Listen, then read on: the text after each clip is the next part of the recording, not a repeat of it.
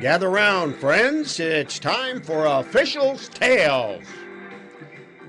Hosted by three retired sports referees that coaches throughout Northern Ohio knew as the Three Blind Mice. They are authors of the book called Officials' Tales. So let's meet the authors and your hosts, Jimmy Borgia, Rick Hall, and Don Nardecchia for today's edition of Officials' Tales. Now here's your host, Rick Hall.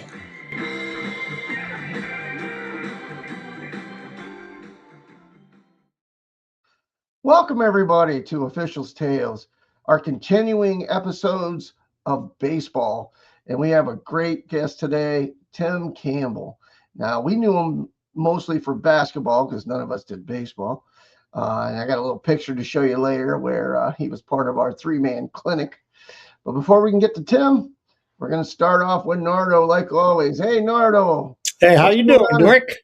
What's going on in South Carolina? It's we finally got some rain and it's chilly, and I guess this half of the country is going to be pretty chilly the next few days. Oh yeah, some little popsicle stuff around here. Yeah, I understand. Speaking of popsicles, hey, look at this guy. Hey, every time you bring Don on, you always talk about the weather. You guys weathermen or what? Oh, amateur, well, sometimes. Yeah. Amateur weatherman. Yeah. Hey, you know what happens? You know what George Costanza says when it gets cold? Boom. Shrinkage. Kabooey. That's a real thing. When Al Roker was at Cleveland, I decided then that anybody could be a weatherman. Oh yeah, it's easy peasy, baby. He had to go against Dick Goddard. He couldn't win. Oh, I forgot to tell you, we were talking about Max before my grandson, his accident. It was funny because I walked in and we were talking about the Gong Show, the last show. And I said, well, Max, we could get a paper bag and cut eye holes out and you could be the unknown comic. There you go. Like, oh, so he started Googling the unknown comic. That was pretty funny. Yeah, that was hilarious. Oh yeah, this is great. Yeah, you'd love it. He was in as much pain as he was in. He was making the doctors laugh. He was hilarious because his face was all road rash. And the doctor, and he asked the doctor, he goes, "Now, give it to me straight, doc." He goes, "Is my face going to be jacked up forever, or am I going to be okay for the ladies?" Yeah, that's Max, no doubt about it. So what did he say? He said you'll be fine.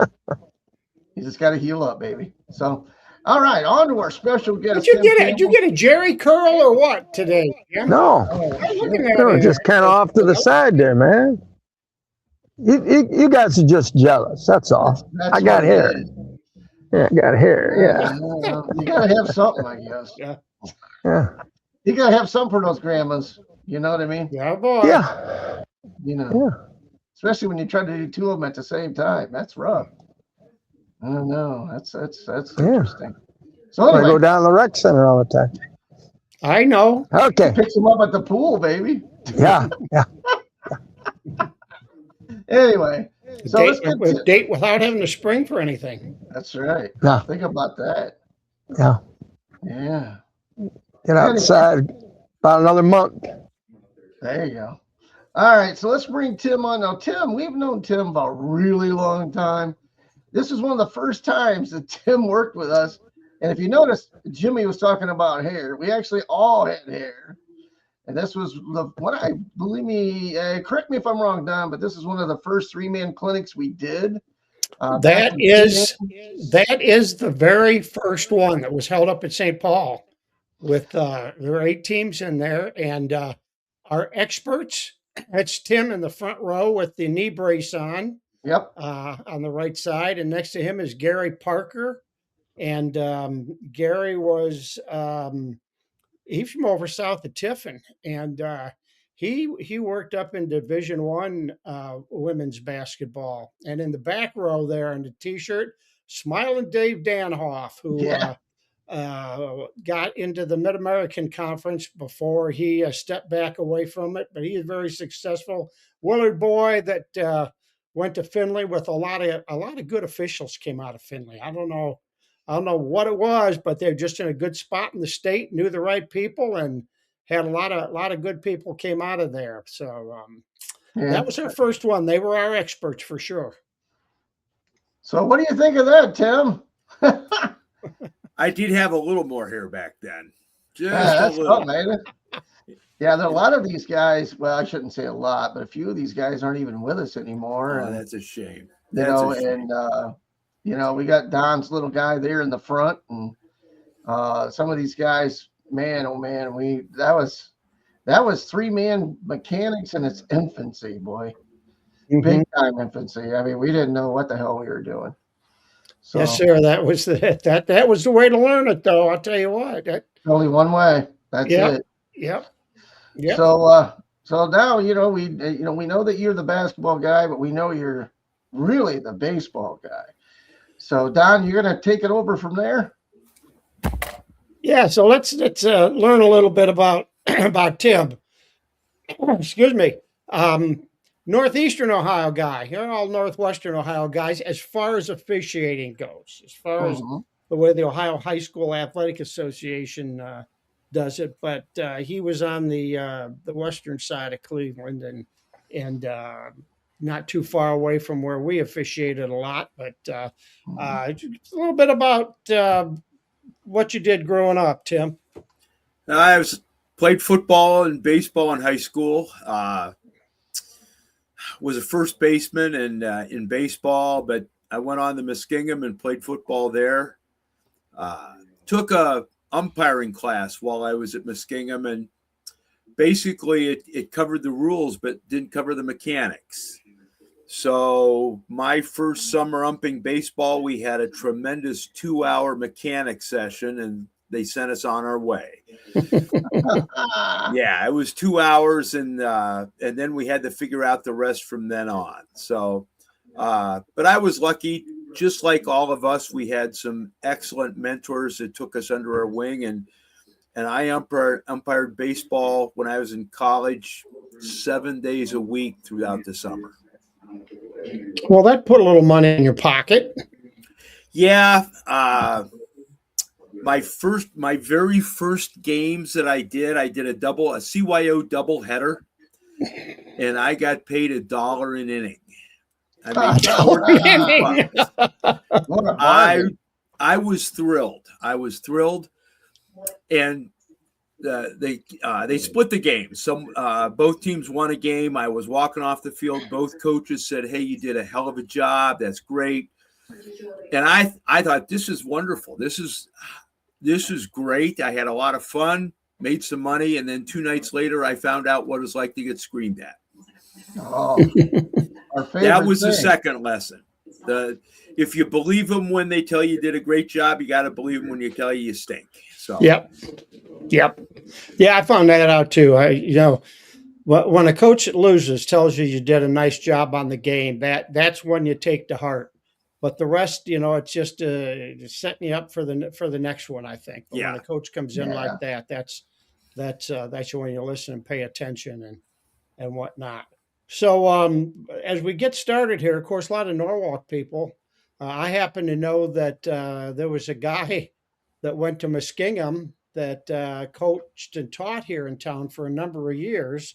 And you got a chance to meet him a little bit, but I think he was a couple years behind you. He was a few years behind me, Kenny Brose. Yeah. Oh, Yep, the pride of Columbia Station. Yes. And he lived around the corner from where I live now. So. Mm-hmm. And I one time I worked basketball down there. Jimmy went with me, and we worked with Jeff Todd. We went in the school. I found their pictures of their Hall of Famers. So I went down. I told Ken at school that morning, I said, I'm going to go down and look for the shrine to Kenny Brose down there.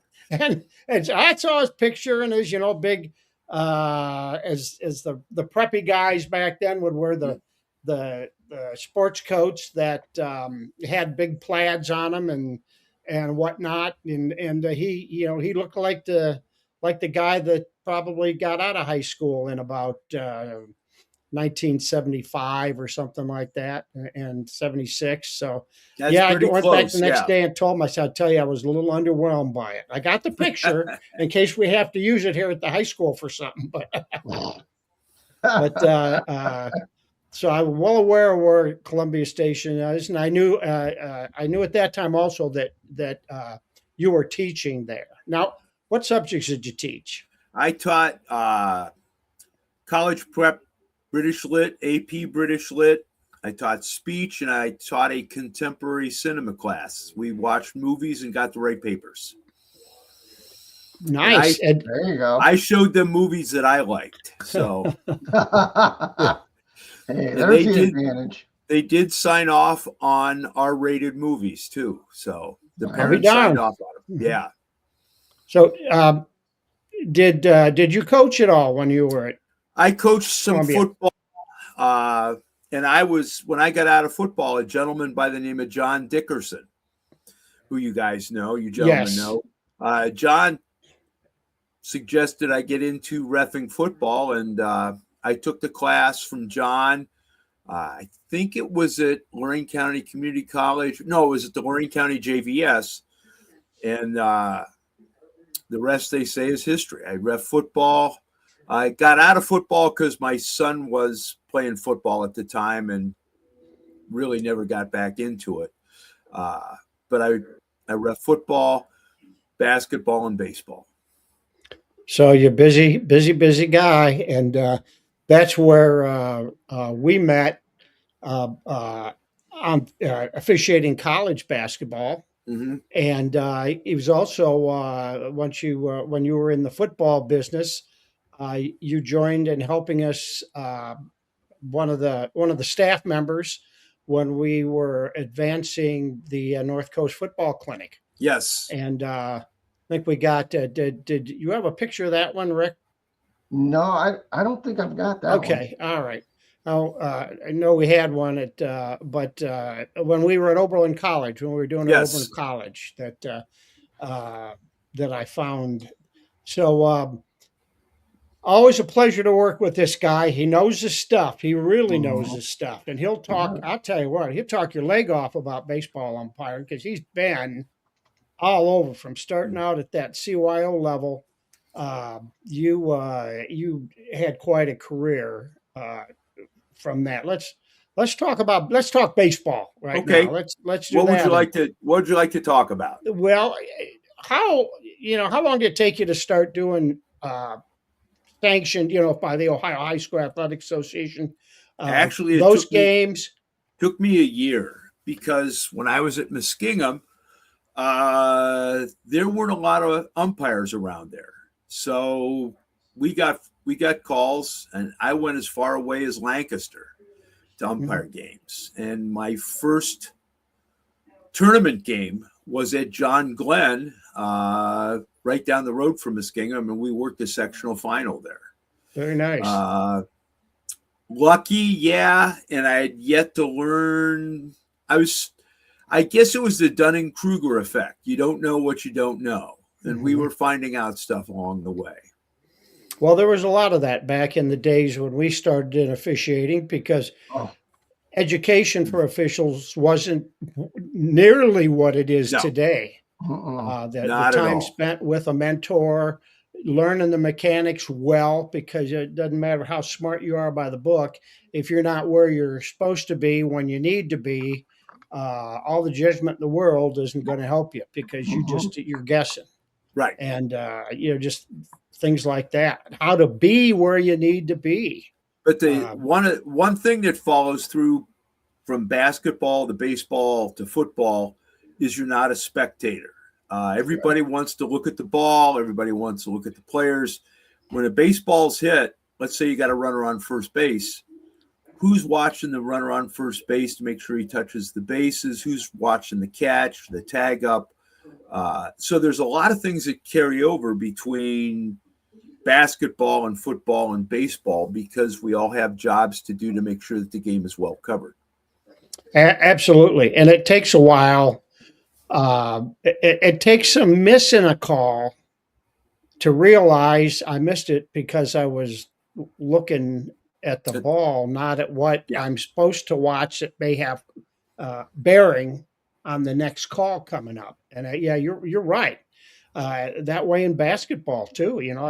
People watch the ball, and I finally, after all the years that I did and all the years since, when Susie and I go to a basketball game, she starts watching what the referees watch. Not always, but she's starting to see things, and I say, man, oh man, that pick was borderline. She goes, I saw it. It sure was, So it's tough to take yourself away from what you see when you've been sitting in the stands all those years. And it's the discipline of the game, of the officiating part of the game. So you get out of college, and you get full-time coaching or teaching job right away. Yeah, I was at Northridge High School, just outside of Johnstown, south of Mount Vernon.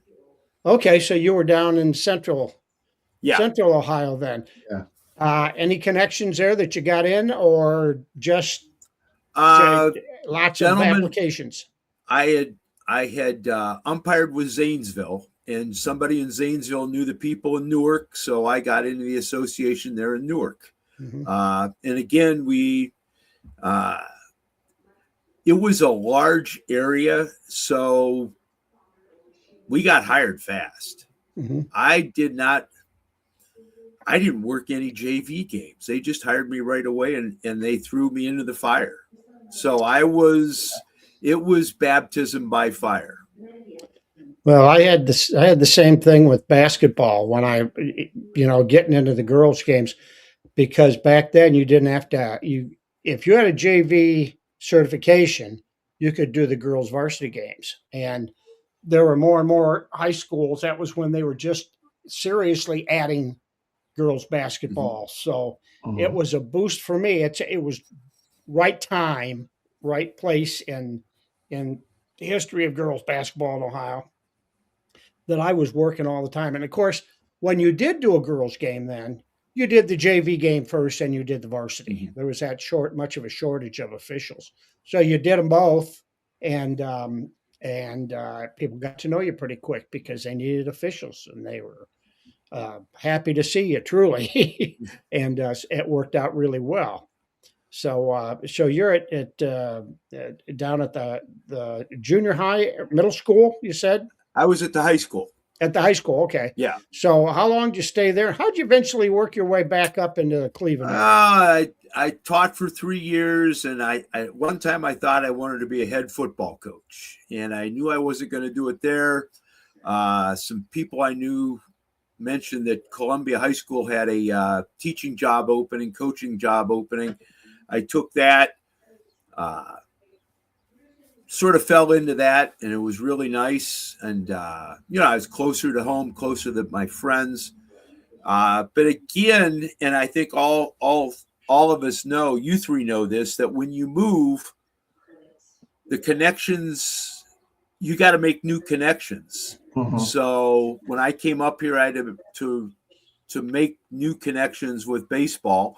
Luckily, since I was umping in the summer, those connections held pretty good, and I just sort of slipped into umping high school baseball and then eventually college baseball up here. Nice. So how many years total for a baseball umpire with the OHSAA? I guess, you can always 43. Put that first year to something, but then there's different areas. And how many years of high school ball? 43 years of high school baseball. Wow, that's pretty amazing. And that you're a good plate man, weren't you? Well, I think you get your chops when you do the plate. You don't get to work the state unless you're a good plate guy. And you could get first base, second base, or third base, but I think you establish yourself as a quality official by working the plate and being solid behind the plate. Not just balls and strikes, but game management, taking care of business, lineup cards, anything with the any screw ups or stuff like that. And we know that just like in football or basketball, if there's a kerfluffle. You want to put the ball back in play and get the focus back on the kids ASAP. Yep. That's the key. Yep, absolutely. How many games a week did you work? I mean, baseball, the kids have a short season and they want to play a lot. So it's not out of the ordinary for 4 games to be scheduled a week, or especially early in the season. If it gets snowed out, they just toss it out, and wait for the next better day. I could work as many games as I wanted. And when I was younger, I was doing 7 days a week. High school would play 6 days a week, and then somebody was always doing something on a Sunday. So I would do 7 days a week. Baseball, and you gentlemen know this up here. I know that they got games in today, tomorrow. It's supposed to be an active weather pattern. So that's the screwy thing about baseball. You can umpire 1 or 2 games a week and then watch it snow or rain, and then they're going to get backed up and have to play league games back to back to back to back. So I've actually worked double headers. Normal double headers are sort of like what soccer calls friendlies. We're going to play a lot of kids and have a picnic in between. But with league games getting backed up, they were actually playing league games, doubleheader league games on Saturdays. Yeah, meaningful for in the league championship. Yeah, absolutely. Any dynasties up in that area of Cleveland that you worked at? St. Ed's, St. Ignatius. Brush had some really good teams. Medina's got a really good team now, and that's the thing. Baseball is sort of screwy in that one team can come up and get on a winning pattern, and as long as those kids are there. But Ignatius was good. Solon had some really good players. Normandy, Eds, all those people sent a lot of high school kids into the college ranks and some into the professional ranks. That was going to be my next question. Any high school kids that stand out that you had that went to college, got signed by somebody? Well, I did work. The one that I remember the most was a kid by the name of Jeff Shaw, pitched for the Reds and the Indians. He actually played at Cuyahoga Community College, and he could bring it. I mean, his fastball was 95, 96 miles an hour, and it had pop to it. And he was really good. Kid from Midview, he pitched for, I think, the Mariners for a while. But that's the one thing you learn, and that is that, boy, this is a can't-miss kid. This is an amazing baseball player. And suddenly his shoulder goes out, his elbow goes out, and he gets hurt. And that's a shameful thing. Yeah. I watched a lot of high school athletes thinking, my gosh, this kid is awesome. And he gets to Double-A baseball, and that's it. It makes you realize just how really good those Major League Baseball players truly are. Yeah, really. Yeah, absolutely. They're incredible. You watch some of the plays they make. Oh yeah, it's like wow. So where'd you work collegiately in baseball? I worked a little bit with Cleveland State and Kent State, Baldwin Wallace. I was lucky. I worked 3 Ohio Athletic Conference Championship Series in baseball, and I actually worked 2 Ohio Athletic Conference Championship Series in softball. So, any college players that stand out outside of the young man that went to Cuyahoga Community? I worked college baseball, but the focus was on high school baseball. In a lot of Division III, I didn't see them enough. People would ask you, "What'd you see?" I said, "Well, they were good for a day. I didn't see them day in, day out. They looked good for a day, but that's just baseball. Yeah, you get the kid that's batting 212, and all of a sudden he goes 3 for 4 with a double and a triple. Oh yeah, that's a the baseball is as big as a beach ball that day, and they're just hitting the crap out of it. Absolutely. Yeah. Baseball's a fickle game, boy. Just ask the Guardians. The Guardians will tell you it's a fickle game, boy. Oh, I said some things last night to the TV set that I can't repeat. Well, especially in the ninth inning. You're not talking about Gaddis, are you? Oh, I looked at my wife and said, he left that one up there, didn't he? I could have hit that one. Oh, man. Then second and third, 1 out, and they can't even put the ball in play. Right. Second, third, 1 out. Yep. But that's baseball. It's just amazing. I saw it too. That's my one little thrill down here is to last 2 years we've had the Indians package down here that we can watch. The only time it didn't work down here is 3 weeks ago when Cleveland played in Atlanta. I could not get the Friday night game on because of the blackout. Really? It was on locally, I think, in Atlanta, but we're not in the Atlanta market. We're in the Greenville market here. So we were blacked out, but we couldn't have got it anyway. So, but we did go down, and since I've been down here twice, we've gone to see them, and they've won both games. We've been down there. So, it's well, the Guardians are bringing up the second baseman today. So watch the game tonight. I see him, and I'm still watching. I'm still waiting for him to bring up Cooper Engel, the catcher. That's their hitting catcher. I think his time is coming. Clemson. Yeah, yeah. As soon as Hedgehog is done, I think he'll be up. I that's what I'm. How much longer can you go with a catcher that's hitting 210? Yeah, is he hit 200? I mean, it's. And Hedges is playing well right now, but traditionally he's not been a 290 hitter, and you just you play him while he's hot and hope that he holds up. But like last night, they put him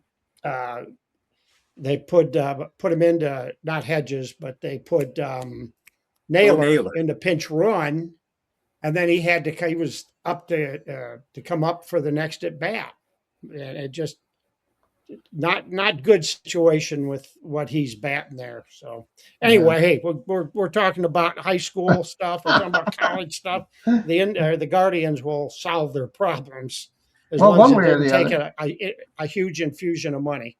That's not exactly what it's going to. Yeah. I mean, you just look at what they have there, and they've taken seats out to make things more comfortable for the fans, to make, bring them up to date on what, you like to do at the ballpark. Costs you some seats, but it makes it a little bit cozier, and it's nice to see good numbers in there and all, but it's when it comes down to it, small market team. Mm-hmm. So, well, that's about to change. So they're gonna go into next season with the collective bargaining, and baseball is going to be probably not playing for a few months. Yeah. And because they're going to put a salary cap on and revenue sharing. Yeah. So that's work. It's work for the NBA. It's work for the NFL. Yep. Yeah. Yep. So that's what they got to do. Once they do that, the Guardians can then afford to pay for people. So, well, anyway, hey, you guys, I'm going to take a little break, and we're going to sell some books. And mugs, and books, mugs, and we'll be right back. How about that? And like we said, we're out selling our books again. They're at the Common Good, of course, which I'll show you something from them. They're also at Amazon. You can get them paperback, hardback, or ebook. If you go to Common Good, you can not only get our books, you can also get mugs, and we have deals on those every day. Allison and Sarah have been great helping us out, and here's just a sample of what they do. Geez, Allison, you've got all kinds of stuff here in bulk, and this is how your store got started, right? Yep. So we started as a refill shop. So when you help your wife by cleaning the toilets, we have a cleaner for you. So we try and stock all the things that you use in a household, personal care products that you use every day. You can refill them so you don't have all the single-use plastic that comes with it. Yep, we stock glass or metal for things, for containers that we provide. But we have everything from hand soap and dish soap, just shampoo and conditioner and cleaners. Household cleaners. You also have personal, like hand soap. Hand soap, toothpaste. Yeah. All kinds of things. So. And down there, even? Yep.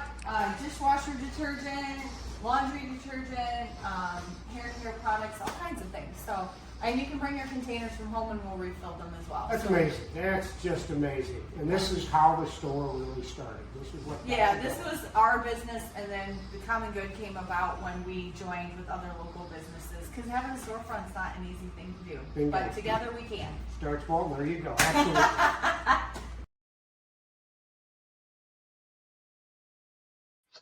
And there they are, and they are excellent. And if you're wondering, yes, we are going to get some new ads. I've been working with Sarah and Allison about getting together with them. They have so many new products. They got a bunch of stuff for Mother's Day. So hopefully for the next week's show, we'll have it so everybody can get something from Mom. So without further ado, here we go. Nardo is back.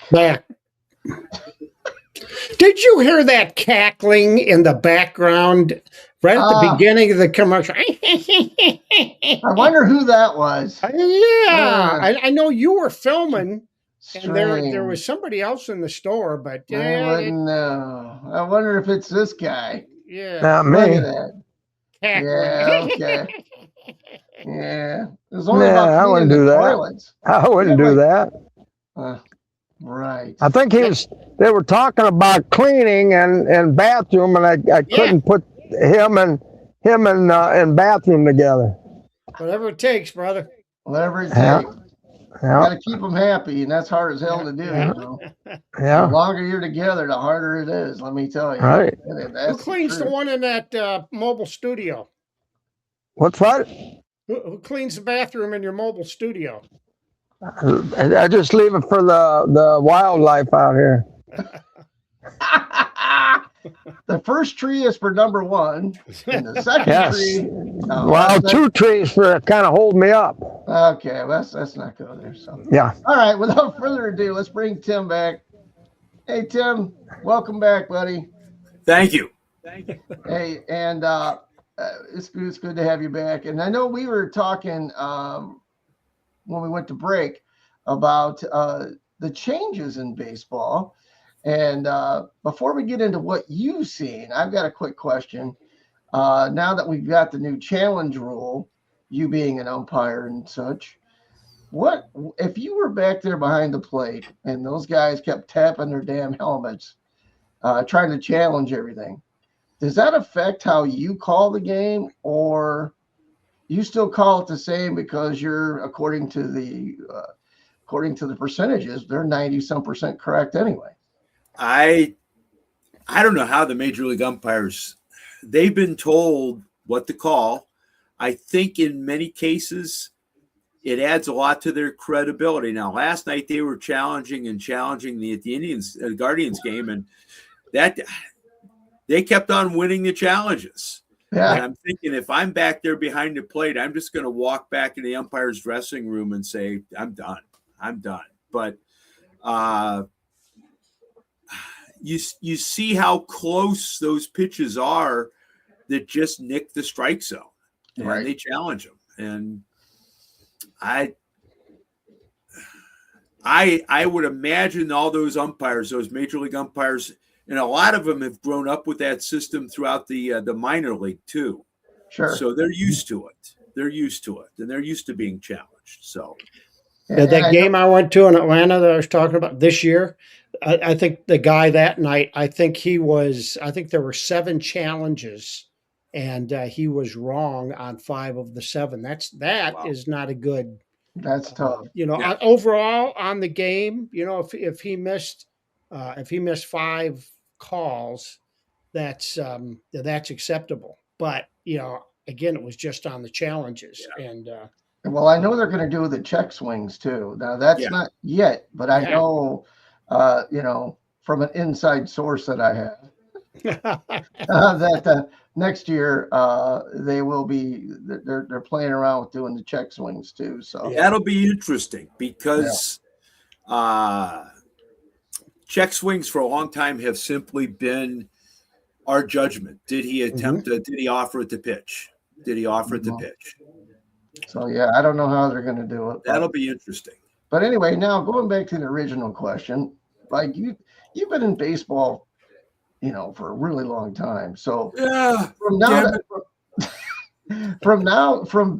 the beginning to now, what have you seen that's just changed and it's just blown your mind?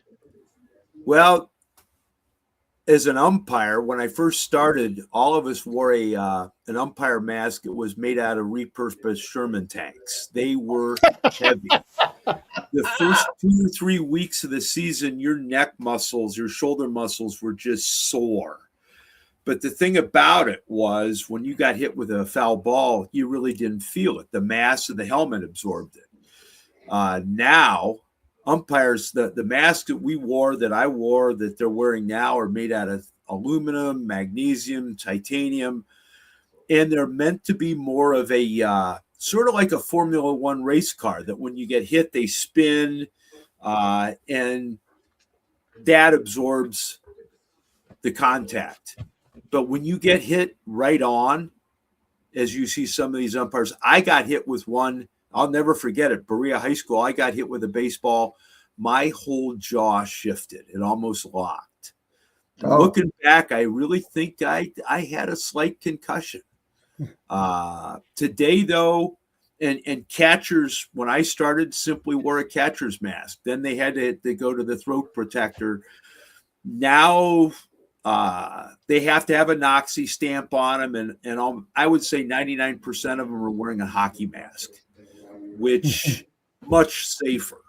The baseball bats, when I first started, those aluminum bats, the exit velocity, I'm surprised some of those baseballs did not break the sound barrier. They flew off the bat. Oh, yeah. And then they went to a BESR, and now it's BB Core, and now they're safer. Thankfully, I never had an event where a pitcher got smashed with a batted ball, but I've read some horror stories. And thankfully, the bats are safer, the equipment is safer. But the other thing that I see now is that kids are playing year-round up here. They're playing fall baseball, they're playing summer baseball. And I've actually talked to kids that have played.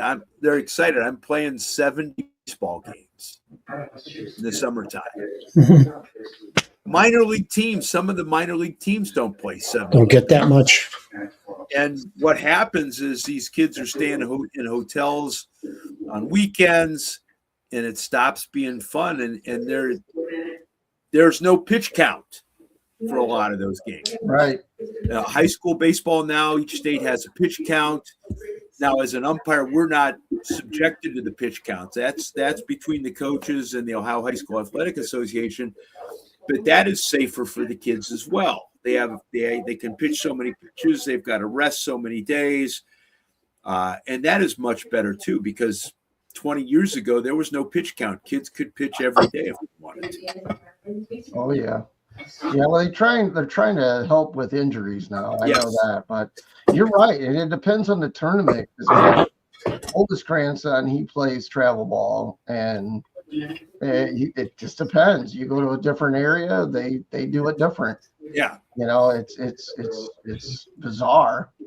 It's like, well, sometimes they play back-to-back games. Oh, I mean, like, holy smokes! And it's hot. It's not like it's 40 degrees, it's like 90, and then you get these kids out there and they're trying to play 2-3 games in a row.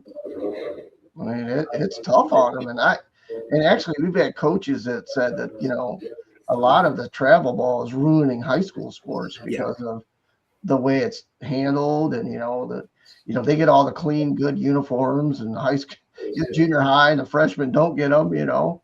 And I actually umpired a couple games one time, and these kids came up. I think they came up from Columbus. They rode in a something that looked like a hotel van. Their parents followed them, and the kids get out. They take batting practice. They take fielding practice. They're in one set of uniforms. They change into a different uniform for the game. They're playing a team that looks like they're a rec league uniform. The team with the rec league uniforms beat the snot out of them. It's all about fundamentals, baby. Yeah. We were talking, these kids are 7th, 8th grade. When they get up to high school and they're playing freshman baseball, they're going to have the hand-me-downs and the hand-me-downs. Oh, yeah. And they won't see the varsity field. No. They'll play on the freshman field or the JV field. So yeah. It's the ones with the gopher holes and the rocks. Yeah. Where you're like, and suddenly it's yeah. Yeah, we actually played at a country school where the fence was the tree line. So I was like, oh, so I guess I'm not going for anything over my head. And this, if it goes in the trees, it's a home run. No shit, really? Years ago in Columbus, where is Lex Wessner? New Albany. New Albany ground rules was that anything past the access road in the outfield is a home run. Oh. We're not going to get hit by a truck or a tractor. So if that goes over, bounces, rolls, it's a home run. So now that's what Norwalk had down at McGuan when before they finally put a fence up. If you landed it onto Washington Road down there, that was home run. If it bounced into the road, it was a ground rule double. And, in certain parts, like out center field, the distance was legit. But you go down the right field line and the fence down there, and they end up putting up another level. It was double height down there, but I don't think it was over. Hit the houses. Feet. Yeah. People were bouncing them off of garages over there and stuff down the right field line. Oh, it's changed so much. The equipment even now. I can remember taking, my glove and rubbing it down, sticking it in the friggin' oven and, and breaking it in. Now you can get a new glove and Dick's, you give it to their guy and they can break it for you right there. They got that steam machine or whatever the hell it is. Mm-hmm. I mean, it's amazing what they got now. I mean, we didn't have none of that stuff. No.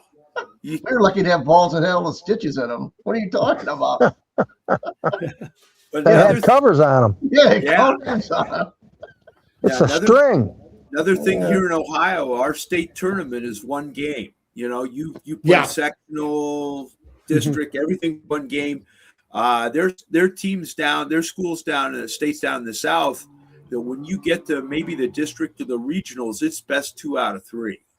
Yeah, that's what we have here. And they don't have leagues here. They set up, they break down the state into 2 halves. And then within each half, they'll have like 4 regions of the biggest school and whatnot. So you're in a region and you play everybody in your region twice during the season. And then whoever wins the region and who's ever the runner-up in the region are going to be in the playoffs. And depends what there's a couple of wild cards out of these 4 regions and the teams with the best records. But from then on, it's 2 out of 3 to advance to the next level. And there's only, I think, 3 levels: region, super region, then the upstate. Yeah. So there would be 4 3-game series potentially that you play to be a state champ here. Now, same thing for softball. You gentlemen from Norwalk, out that way was a team from Gibsonburg. Yeah. Mm-hmm. They won the state with a losing record. Mm-hmm. They had lost 13 games in a row. Wow. And I think going into the state baseball tournament, they had won like 6 games, 6 and 13, whatever. They won 8 straight games to win the state baseball tournament. I'd have to wonder if they didn't have a couple of kids suspended or hurt that during that losing streak that really made that record look horrendous, because to get hot, I mean, that's the thing, you want to get hot at the end of the season for these postseason things. But you know, for that, wow, that's I did work a regional game over in Solon, and you talk about the weather here. The regional finals supposed to be on a Saturday, Memorial Day weekend, Saturday. It rained. Sunday, it rained. Memorial Day, it rained. Thankfully, we got the regional final in on Tuesday because the state semifinals were still supposed to start 2 days later. Yeah. And that's just Ohio weather. Yep. There you go with the pitch count thing there. Yeah. You only have, you know, that game you need to win. Yeah. And then you're going to have your pitcher back, you know, unless you blow somebody out and you can pull him, you're not going to have your pitcher for more than 3 innings. No. Yeah. Lots. Most coaches, I really like the way they do that down here to have the 3-game series in baseball. I think that's a lot better. and But they start earlier. One thing here. leagues do up here now that I like is like Monday night, Rocky River and Bay will play at Rocky River. The next night, Bay will play at home. Rocky River goes to them. So you're matching league games up with back-to-back days. So you can't rest your best pitcher to see them later on. You know? Yeah, right. But, I think that's a pretty fair way of setting up a high school regular season schedule there. If you want a champion team that is better than just from 1 to 9 in the lineup, you've got other guys. You know, got the second pitcher, the third pitcher. That way, and then the weather sets in. Yeah. And all of us have ref football in better weather than we played baseball. Yeah, that's why we didn't do baseball. They asked us that many times, Don and I especially, because we did football, and they're like, "No, hell no." So, hey, Jim, you got something for Tim? Well, you tell about getting into baseball and stuff. I talked to a guy down here at the rec center that had worked, I think he said 25 years. I say, here you go. You got a game. You play maybe 2-3 innings, and then all of a sudden you have to postpone it. 2 days later, they might try to get a hold of you to work the game, but you already got a game scheduled, so they got to go out and get another set of umpires. They start that game, they might get 2-3 innings, and again, rain, and they have to do the same thing. Well, this guy started the game, and then a week later, he's ending up doing the game. The school ends up paying full price for them games, and if they're $100 a pop, you just spent $600 for one game. Wow! Well, one game. That's spring in Ohio. But with this, because I was talking, I'm trying to think who I talked to about it.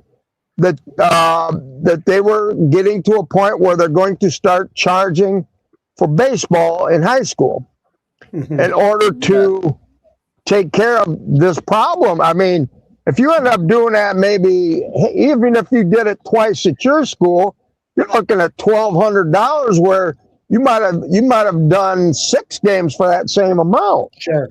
There are places here in Ohio that actually will charge admission to baseball. Yeah.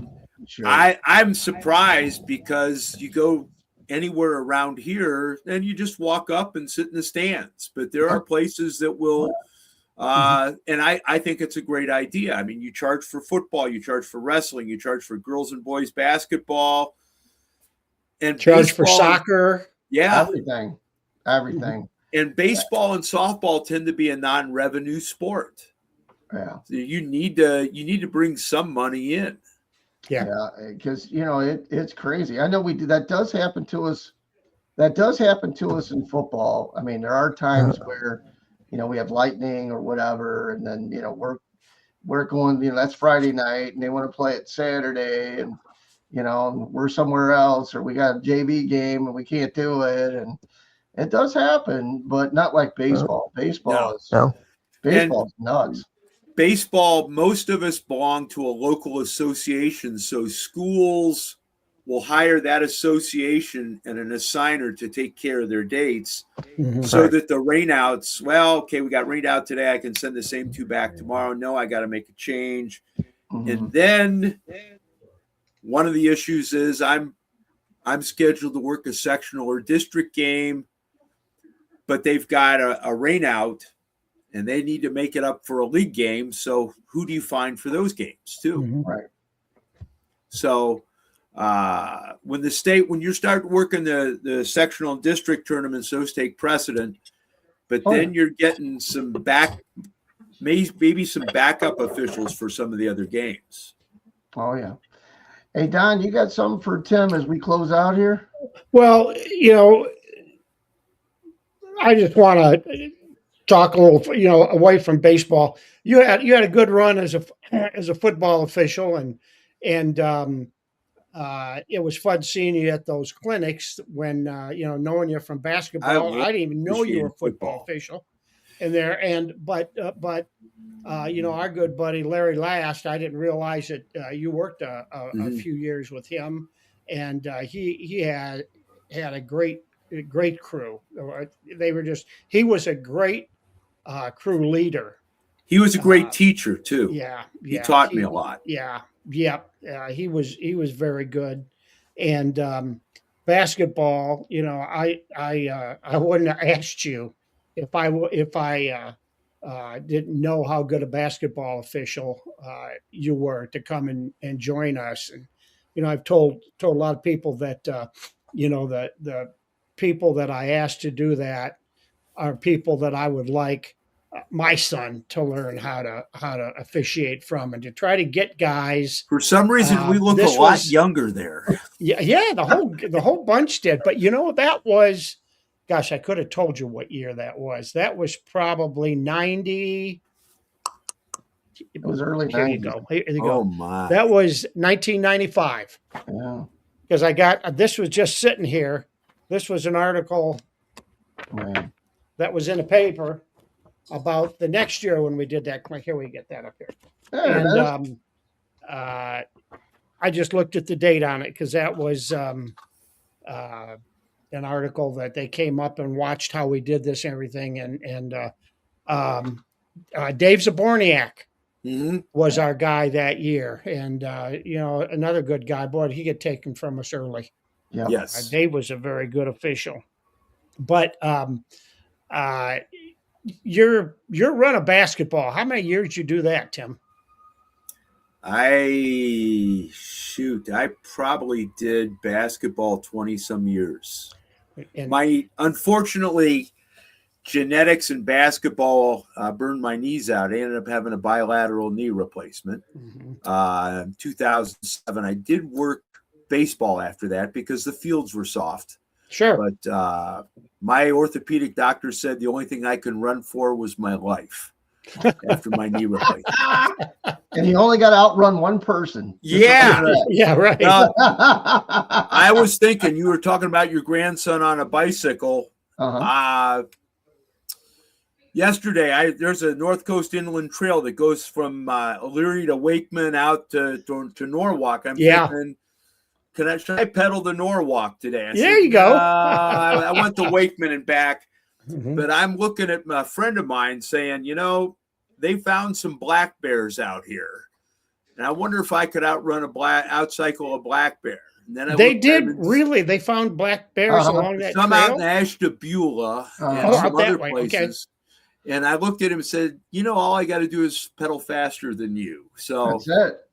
Well, they found Bigfoot. Yeah, but they're more intimidated by people than any other. The brown I don't bears know. That black bear scares the snot out of me. Yeah. If you see a black bear with a cub, then you go gingerly. You don't make a lot of noise. But around here, if they come up to the bird feeders in the backyard, you go out and just holler at them or clap at. We had neighbors that lived on the edge of the wood line here, and they had a bird feeder up at the back. They had a very short backyard from their screen porch to the wood line, but they had a bird feeder out there. and they were sitting out on their porch one afternoon, and the bear comes up through the woods there and standing right at their bird feeder, and their little dog. I mean, they had a little dog came into the room and started barking at this thing, and it turned and hightailed it out of there. Really? This dog was about as big as a average size rabbit. So, I mean, I don't know. it doesn't take much. I mean, I saw one morning, and when I was walking, and I just clapped my hands and as I went, and he took off one way, and I got up there, and they were gone. But yeah, if they're basically harmless unless you really startle them, or unless that they have a baby with them. Mothers are really protective of them. You got that right. No, baseball. The one thing though with baseball, and the other, it's the mechanics, and it's working with the quality people like yourselves that made us all better. And and that's the other thing that the state has done, the federation has done with football and basketball and baseball, is they have a standard set of mechanics that we all follow. So, and that has made it for a better officiated game. Yeah, especially for football, it did in the playoffs, because I know that there are a lot of associations that did things a certain way that wasn't what the federation, what the national rules mechanics said to do. And so Ohio wrote their own mechanics manual basically for football and for all 5, now 6 positions. And they preached that. There was a lot of resistance to it where they were changing things. The groups that did it differently, they didn't like that, but they pretty much made it known that this is the way it's going to be. Yeah, you're good. Yeah, this is what we're doing in Ohio, and this is what we're going to do in Ohio playoffs. And if you're not doing it in the regular season, you're not going to be working the playoffs. It did make for really good crews. Yeah, when everybody knew the terminology you were using and whatnot, because you work with your same crew all season, then you get displaced, and it worked really well in Ohio. That's one reason I never really wanted to run for office as an official. I like being out in on the basketball court, the football field, the baseball diamond, and working with the mechanics to make sure everybody was doing it the right way, because that makes us better officials. It makes us better people. It gives us a chance to work a better game. Yeah. And this is there's one way to do it, and it's the absolute right way to do it. All right, Jim, you got one question for Tim on the way out? Well, real quick, going back to the tapping your helmet to get a ball or a strike reversed, I just think that some of them that I've seen, we're talking about 0.1. Now, that is like really, I mean, the width of your fingernail? I think it ought to be closer to an inch. Yeah. I mean, because, if a guy's that close and you're going to whine and cry about it, The one thing that I've noticed, though, and it used to be an unwritten rule that if the catcher caught the pitch with the glove down, it was automatically a ball. No one swing at it. That glove down, it was a ball. And now the ABS system saying, hey, that could be a strike. Oh, yeah. That's crazy. One of the rules, unwritten rules, was if you got picked off and you made a run to second base, the throw beat you, you're automatically out. Now you've got those acrobatic, very athletic slides. You gotta take a good look at that. You sure do. With ABS, you still see people trying to frame pitches, but I think the umpires are used to calling that 17 inches. Yeah. So, But they're going to be, and like you said, with the check swing, that's coming. That's coming. Yeah, yeah. Before I let you go, I want to let everybody know. Now, are you still at Castle Noel too, doing the? Oh, bet. Okay. I have so much fun there. So I want to tell everybody, if you want to have a great experience, go to Castle Noel. That place is incredible. I've been there twice. I've been blessed to have Tim as a tour guide for part of it because it's enormous. He's also in charge of the big red slide in the back. Oh yeah. If you've ever seen the Christmas Story, it's pretty incredible. So, make sure you check that out if you're in the Medina area. So, but again, thanks a lot, Tim, for joining us. And thank you, gentlemen. Back. Thank you very, very much. I'm privileged and honored to be part of this. Thank you. Well, it's an honor to have you along, and you young officials that are watching, this right here is what officiating and making friends and getting outside of your association and whatnot is all about. Because I just think the world of Tim as a person, and he's even better official. Me too. Or maybe I should. He is damn good at what he does. The one thing that officiating did is it opened the doors for me to meet a lot of great people like you. Yeah. That's exactly it. Made me a better, not just a better official, but a better person. Yeah, that's true. Yeah. Well, Jimmy's got something. Two of us. What you got, Jim? Yeah, hey, a real quick shout out to our good buddy Mark Novak because he's celebrating a birthday today. Oh, that's right. Yes. Yeah. We all know Mark, right? Yes. Yeah. All right. Thanks. Hey, one other thing, and we haven't done this, and I kicked myself. I was thinking before. Good buddy Chris Harkness, who officiated basketball. The guy was a great athlete at Norwalk High School. Went to Ashland University. I think he still holds the school record for most yards per catch, average yards per catch, and that was a long time ago when he was there.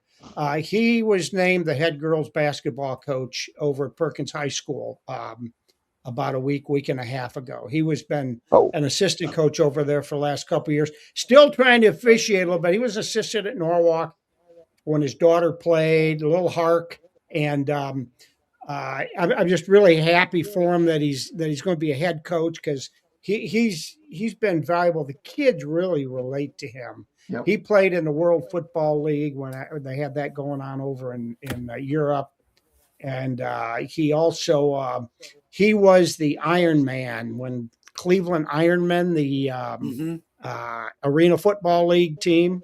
Yeah. Gladiators. Chris played both offense and defense and was the team MVP. The Iron Man, one of the years that they had that, and he's hung around home, got a business here with his sister for a long time, and he's been able to officiate a lot, and in getting into coaching, he helped coach football a couple of schools. I'm really happy for Chris, and congratulations, and you're at a good place to be a coach over there at Perkins High School. Well, but it's one of the great guys, that you meet. Thanks again, Tim. And you're welcome to stay in the green room. I got a quick little video to show, and then we'll close. And we can get back with you if you want to hang out for a few more minutes. That's fine. Your time with us isn't over yet, Tim. I've got something to tell you guys. So. All right, great. Good deal. All right. Now, I do have a quick little video. Now, it's actually really long, but I'm only going to play a little of it to get us in the baseball mood. Let's see here now. And here we go. You mean Rick Vaughn? Yeah. He's pitching to Beck, not Parkman.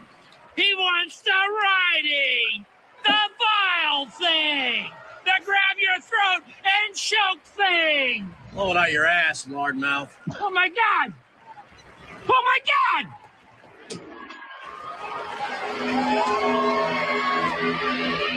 Oh my God, it's him. Crank it, Jerry.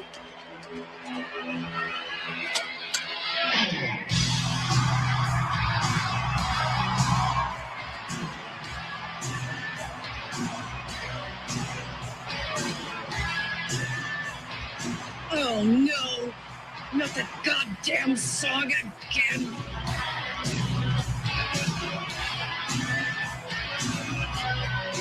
The bad seed is back! It's Wild Thing! Ah! Cousin Eddie.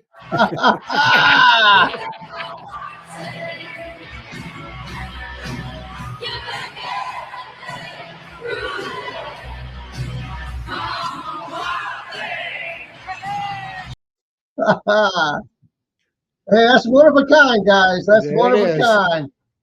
I mean, that Wild Thing, he's something else. That actually goes quite a while, but we don't really have time for that on the night show. But it was a pleasure to have Tim.